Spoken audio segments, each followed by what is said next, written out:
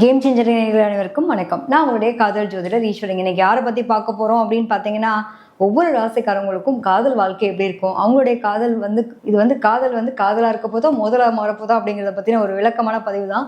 இப்போ பர்டிகுலராக பார்த்தோம் அப்படின்னா, ஒவ்வொரு ராசிக்கும் ஒவ்வொரு விதமான ஒரு குணாதிசயத்தில் தான் நம்ம பிறந்திருப்போம் இல்லையா? ஸோ அது மாதிரி எடுத்துக்கும் போது இந்த காலச்சக்கரத்தில் 3ஆம் இடம் சொல்லக்கூடியது பார்த்தீங்க அப்படின்னா மிதுனத்தில் பிறந்த உங்களுடைய காதல் வாழ்க்கை எப்படி இருக்க போகிறது? ஆல்ரெடி மிதுனம் அப்படின்னாலே புதன் தாங்க அதிபதி.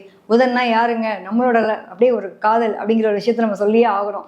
ஸோ அந்த அளவுக்கு உண்மையாக நேர்மையாக இருக்கக்கூடிய ஆட்கள் அப்படின்ற அளவுக்கு தனித்துவமாக இருக்கக்கூடிய நபர்கள் யார் அப்படின்னா, இவங்கள மாதிரி காதலிக்கவே முடியாதுங்க. ஓப்பனாக சொல்லணும்னா சூப்பரான லவபிள் பர்சன்ஸ். அதை நீங்கள் கரெக்டாக ஹேண்டில் பண்ண தெரியலன்னா அந்த லவ் வேறு பக்கம் போகிறதுக்கும் வாய்ப்பு இருக்குது. அதை நான் குறை சொல்லலாம் மாட்டேன். இருக்கிறத நான் ஓப்பனாக பேசுகிறேங்க, தப்பாலாம் எடுத்துக்க வேண்டாம். அதாவது பொதுவாகவே என்ன அப்படின்னு பார்த்தீங்கன்னா, மிருகசீரிடம், புனர்பூசம், திருவாதிரை, இது ஒரு 3 நட்சத்திரங்கள் உள்ளடக்கியது தான் நம்ம மிதுன ராசி. மிதுன ராசியை பொறுத்த வரைக்கும் எப்படின்னா, இவங்களோட லவ் லைஃப்பை பொறுத்த வரைக்கும் அதாவது புதன்னா அதிபுத்திசாலிங்க, மேதாவி, ரொம்ப புத்திசாலித்தனமாக இருக்கிற ஆள், கிரியேட்டர்ஸு, எவ்வளோ விஷயங்கள் இருக்குது தெரியுமா? 1-2 கிடையாது. இவங்க புத்திசாலித்தனமாக யோசிக்கிறதுனால தான் புதுமையான விஷயங்கள், பல விஷயங்கள்லாம் நமக்கு தெரிய வருதுன்னு வச்சுக்கோங்களேன். ட்ரெண்டிங்காக இருக்கக்கூடிய அனைத்து விஷயத்துலையுமே ஒரு புதுமைவாதிகள் இருப்பாங்கன்னா அப்படின்னா கண்டிப்பாக நம்மளுடைய மிதுனத்தில் பிறந்தவங்க இருப்பாங்க. அதாவது புதன் அப்படிங்கிறது அதிபுத்திசாலி, ரொம்ப அறிவாளித்தனமாக எல்லாத்தையும் கேள்வி கேட்கக்கூடிய தன்மை, இதெல்லாம் ரொம்ப சூப்பராக இருக்கும். ஒரு பக்கம் இவங்களோட லவ் லைஃப் எடுத்துட்டோம் அப்படின்னா, தொண்ணு பேசியே எனக்கு கொள்றாம்பா சொல்லுவோம் இல்லையா? நிறைய கேள்வி கேட்குறாங்க, நச்சரிக்கிறாங்க அப்பா அப்படின்ற மாதிரி சொல்லுவோம் இல்லையா? அந்த மாதிரி ஆட்கள். உன்னை பார்த்தேன்ப்பா, நான் கண்ணில் தான் பார்க்குறான், தூரமாக பார்க்குறான், ரசிக்கிறான், அப்படியே கவிதை எழுதுறான் அந்த பொண்ணை பற்றி. இதே பெண்ணுக்கும் போட்டுக்கோங்க, நான் பெண்ணுக்கு சொல்லக்கூடாது. ஏன்னா 2 பேருக்குமே அந்த நிலைகள் பொருந்தும். அந்த பையன் எனக்கு இப்படி தான் இருக்கணும்னு நான் ஒரு இமேஜ் பண்ணியிருந்தேன், அவனுக்காக நான் பாடுறேன். அவனோட வார்த்தைகள், அவனோட விஷயங்களை பற்றி அப்படியே அழகாக வர்ணிக்கிறது, வார்த்தைகளால் பேசுறதுக்கு பதிலாக ஒரு கவிதையா பாடலா அதை வடிவமைக்கிறது, இதெல்லாம் யார் அப்படின்னா நம்ம மிதுனத்தில் பிறந்தவங்க தான். கவிதை எழுதி காதலிக்கிறவங்க இவங்க தான், பாடியே கரெக்ட் பண்ணவங்களும் இவங்க தான். இப்போ எந்த அளவுக்கு அதிபுத்திசாலியாக இருப்பாங்கன்னு பாருங்களேன். சூப்பராக இவங்களுடைய லவ் லைஃப் செம்மையாக இருக்கும். ஆழ்கடல் அன்பும் இவங்க தான். ஆழத்துக்கே போகிறதுக்கு விரும்பலை அப்படிங்கிற அட்டாச்மெண்ட் இல்லாமல் டிட்டாச்மெண்ட்டில் போகிறவங்களும் இவங்க தான். ஸோ இதில் என்னன்னா, புதனுக்கு இரட்டைத்தன்மை, இது அழிகிரகம். எப்பவுமே இரட்டைத்தன்மையான ஒரு மனநிலை இருந்துகிட்டே இருக்கும்.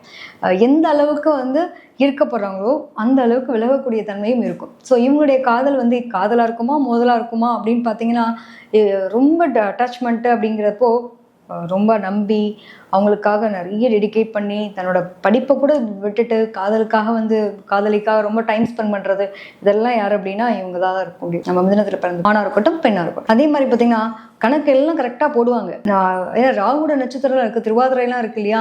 ஸோ ரொம்ப அழகாக எதையுமே பிரம்மாண்டமாக யோசிக்கிறது, எவனுமே இப்படி லவ் பண்ணக்கூடாதா, நான் அப்படி லவ் பண்ணேன் அப்படின்ற மாதிரி இறங்கி தனக்கான வேலைகளை செய்யக்கூடிய நபர்கள். அதாவது ஒருத்தன் யோசிக்கவே முடியாத விஷயத்த செஞ்சு காட்டணும் அப்படின்னா இவங்களால மட்டும்தான் முடியும். அந்த அளவுக்கு ரொம்ப மேதாவியாக இருப்பாங்க. கரெக்டாக நல்லா தாங்க பிளான்லாம் போட்டேன், ஆனால் பேஸ்மெண்ட் ஸ்ட்ராங்காக இல்லைங்க, என்ன பண்ணுறது அப்படின்ற மாதிரி புலம்பக்கூடிய நபர்களும் இவங்க தான். ஏன்னா basement weak, building strong, no use இல்லையா? கிட்டத்தட்ட அப்படி தான். என்னன்னா நல்லா பார்த்து எல்லாமே கரெக்டாக ஸ்கெட்ச் போட்டு கடைசி நிமிஷத்தில் எங்கே கரெக்டான ஒரு வேலையை செய்யணுமோ அந்த இடத்துல மிஸ் பண்ணிடுவாங்க. இவங்க தான் நம்ம மிதுனத்தில் பிறந்த ஆணாக இருக்கட்டும் பெண்ணாக இருக்கட்டும். இவங்களுடைய காதல் லைஃப்பை பொறுத்த வரைக்கும் என்ன அப்படின்னா, அட்டாச்மெண்ட் டிட்டாச்மெண்ட் 2மே ஈவன் தாங்க. இவங்கள மாதிரி லவ் பண்ணவே முடியாது. ஆழ்கடல் முத்து, சும்மா ஆழ்கடலில் போய் முத்து எடுத்துட முடியுமா? அது மாதிரி அன்பு வச்சுட்டாங்க அப்படின்னா அதுவே பிரச்சனையாகவும் இருக்கும். நிறைய பேருக்கு பார்த்தீங்கன்னா, ஐயோ என்னை சந்தேகப்படுற அளவுக்கு போதுங்க இந்த அன்பு, எனக்கு பயமாக இருக்குது, எந்த அளவுக்கு ஒரு நம்பிக்கை அப்படிங்கிறத இவங்க வச்சுட்டாங்க அப்படின்னா அது ரொம்ப ஓவர் பொசசிவாக போய் மல்லுக்கட்டக்கூடிய நபர்களும் இவங்க தான்.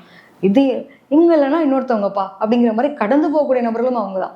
நான் இது ஏதோ ஒரு வகையில் எனக்கு ஒத்து போய் இதுகிட்ட ஏன் நான் போய் தொங்கணும், எனக்கு இருக்கிற புத்திசாலித்தனத்தை வச்சு நான் இன்னொரு கரெக்ட் பண்ணி போயிட்டே இருக்கேன் அப்படின்ற அளவுக்கு போகக்கூடிய ஆட்களும் இவங்க தான்.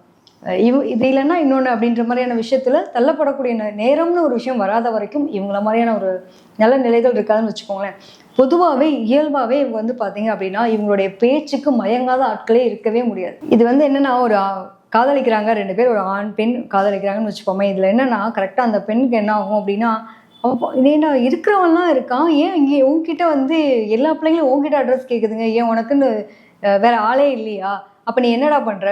நான் ஒன்றுமே இல்லை, இங்கேருந்து சார் நம்ம கரெக்ட் பண்ணியிருப்பாரு, கண்ணிலே பேசுகிற மாதிரி அப்படியே அந்த ஆட்டிடியூட் காட்டுவார்ல, அது மாதிரி ஆட்டிடியூட் காட்டணும்னா என்ன ஆகிடும், எல்லாருக்கும் வந்து இந்த பையன்கிட்ட போய் பேசலாம் அப்படிங்கிற அளவுக்கு எண்ணத்தை தூண்டக்கூடிய தன்மை இருக்கும். அப்போ மிதுனத்தில் பிறந்தவங்களை வந்து தேடி வந்து வம்பிழுக்கக்கூடிய ஆட்களும் இருக்காங்க. கவனமாக இருக்கிறது ரொம்ப நல்லது. அதாவது ரொம்ப அழகான ஒரு லவ்வுங்க. உங்களை புரிஞ்சுக்கிட்டோம் அப்படின்னா அவங்களோட லவ் லைஃப் மாதிரி சூப்பராக இருக்கக்கூடிய ஆட்கள் எதுவுமே கிடையாது.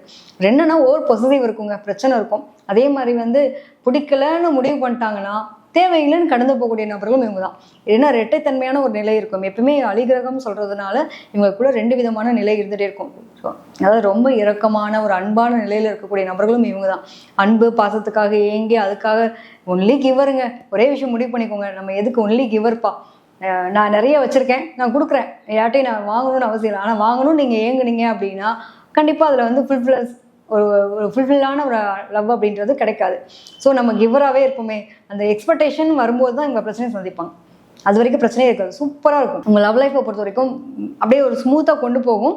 எங்கே எதிர்பார்ப்புகள் வருதோ, எங்கே பொசசிவ் வருதோ அந்த இடத்துல வந்து டிட்டாச்மெண்ட் அப்படின்றதுக்கான தன்மை இருக்கும். அதாவது ஒரு பொண்ணு கூட ஏன் இந்த பொண்ணை பார்க்குற, ஏன் இந்த பையனை பார்க்குற அப்படின்னு ஒரு கேள்வி எழுப்புவாங்கள்ல, ஒரு சும்மா பார்க்குறதுக்கே இவ்வளோ தூரம் ஆர்ப்பாட்டம் பண்ணுவாங்க. ஏன்னா இவங்களாம் கலா ரசிகர்கள், ஒவ்வொன்றையும் ரசித்து வாழக்கூடிய நபர்கள். செடி கூட உட்காந்து பேசுவாங்க, கொடி கூட உட்காந்து பேசுவாங்க. இதெல்லாம் அந்த சில பேர்லாம் பார்த்தீங்கன்னா அந்த பெயிண்டிங்ஸ்க்கெலாம் வந்து வரைஞ்சிட்டு அதில் கூட உட்காந்து பேசுவாங்க பார்த்தீங்களா, இதெல்லாம் யாருன்னா இவங்க தாங்க. ஒவ்வொன்றுக்கும் உயிரோட்டமாக பார்க்கக்கூடிய நபர்கள். அப்படி ஒவ்வொரு சின்ன சின்ன விஷயங்களையும் ஒரு அழகு கலையாக தன்னோட அறிவாற்றலால் பண்ணக்கூடிய நபர்கள் தான் கரெக்டாக எல்லாத்துக்கும் அட்வைஸ் கொடுத்து, டே மச்சான் இந்த பொண்ணு எத்தனை மணிக்கு போகிறோம், பிக்கப் பண்ணுறோம், இது தூக்குறோம் அப்படின்ற அளவுக்குலாம் பிளான் பண்ணுறக்கூடிய நபர்கள் கரெக்டாக அவங்க லைஃப்பில் தூத்துருவாங்க. ஏன்னா இவங்களுக்கு அட்வைஸ் பிடிக்காது. இவங்க வந்து அடைச்சி வைக்கக்கூடிய நிலையில் இருக்கவே மாட்டாங்க, சுதந்திரத்தை விரும்புவாங்க. பொதுவாகவே வந்து பார்த்தோம் அப்படின்னா இவங்களுக்கு வரக்கூடிய பார்ட்னர் நீ என்ன வேணால் பண்ணுப்பா, நான் இருக்கேன் அப்படின்ற ஒரு நிலையை கொடுத்துட்டாங்கன்னா கொடுத்து வச்சு ஹஸ்பண்டாக இருக்கணும், கொடுத்து வச்சு ஒய்ஃபாக இருப்பாங்க. இல்லை நீ வந்து இதெல்லாம் பண்ணணும் அப்படின்னு ரெஸ்ட்ரிக்ட் பண்ணாங்க அப்படின்னா இவங்க லவ் லைஃப் புட்டுக்க போகுதுன்னு அர்த்தம். ஏன்னா இவங்களை பொறுத்த வரைக்கும் என்னன்னா, ஒரு லவ்வர்ஸாக இருந்தாலும் சரி, ஃபேமிலியில் இருக்கவங்களா இருந்தாலும் சரி, அந்த அட்டாச்மெண்ட் அப்படிங்கிறத இவங்க வந்து ஒரு சின்ன துளையில் இருக்கக்கூடிய காற்று மாதிரி எந்த பக்கம் வேணாலும் ஊடுருவி போகக்கூடிய நபர்களாக இருப்பாங்க. இவங்க அந்த காற்றை வந்து எங்கே அடைச்சி வைக்கணும்னு முடிவு பண்ணுறாங்களோ அந்த காற்று அடைபடாத காற்று. ஸோ சுதந்திரத்தை விரும்புகிறவங்களுக்கு நீங்கள் தன்னம்பிக்கை கொடுத்தீங்க அப்படின்னா ரொம்ப சூப்பராக இருக்கும். இல்லை நீ சுதந்திரத்தை பறிக்கிற அப்படின்னா நீயே தேவையில்லைன்னு தூக்கி போடுற நபர்களாகவும் மிதுனத்தில் பிறந்தவங்களுடைய லவ் லைஃப் இருக்கும். மிதுன ராசியில் பிறந்த உங்களை மாதிரியான ஒரு லவ் லைஃப் இருக்கவே முடியாது. உங்களை மாதிரி அந்த லைஃப்பை தூக்கி உதாசீனப்படுத்தவும் முடியாது.